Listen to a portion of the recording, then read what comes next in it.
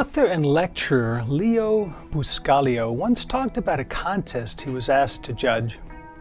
The purpose of the contest was to find the most caring child.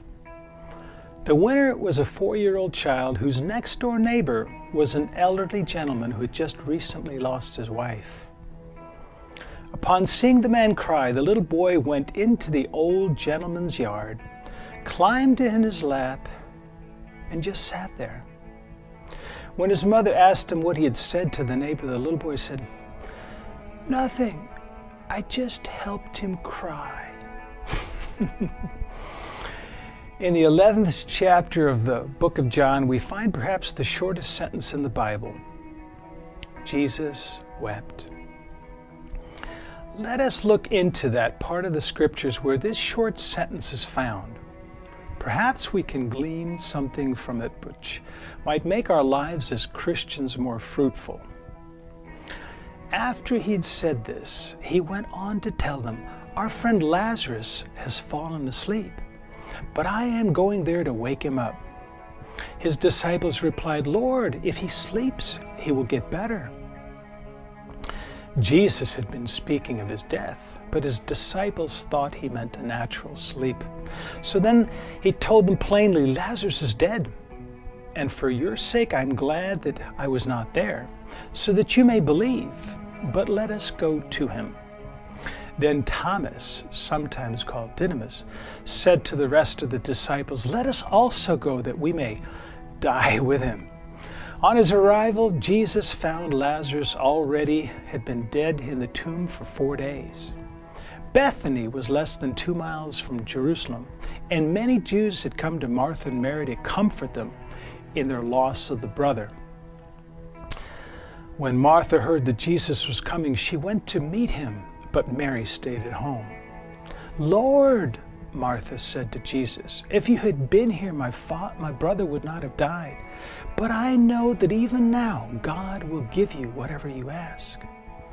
Jesus said to her, "Your brother will rise again." Martha answered, "I know he will rise again in the resurrection at the last day."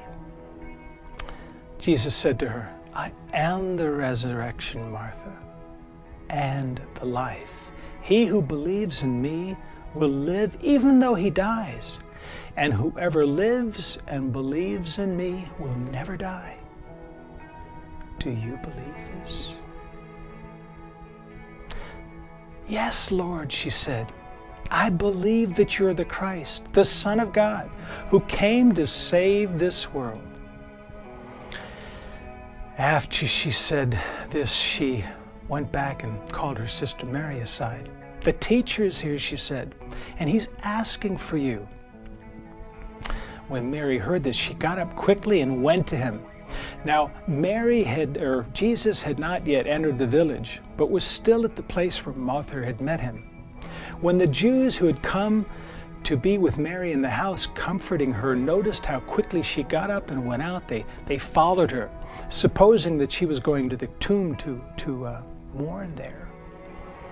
When Mary reached the place where Jesus was and saw him, she fell at his feet and said, "Lord, if you had been here, my brother would not have died."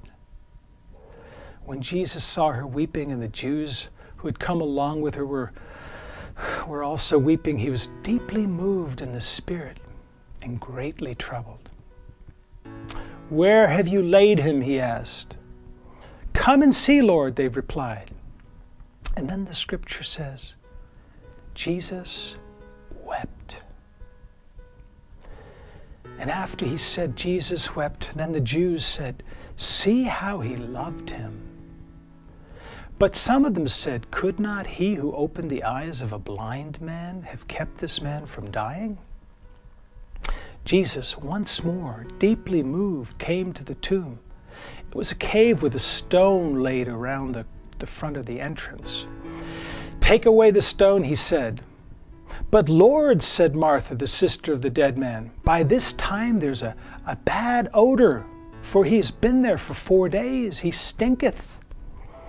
Then Jesus said, "Did I not tell you that if you believed, you would see the glory of God?" So they took away the stone. Then Jesus looked up and said, Father, I thank you that you have heard me. I knew that you always hear me, but I said this for the benefit of the people standing here, that they may believe that you sent me. When he said this, Jesus called out in a loud voice, Lazarus, come out! The dead man came out, his hands bound and his feet wrapped with straps of linen and a cloth around his face. Jesus said to them, take off the grave clothes and let him go. Therefore, many of the Jews who had come to visit Mary and had seen what Jesus did put their faith in him. Let's take a closer look at the sentences around those powerful words, Jesus wept.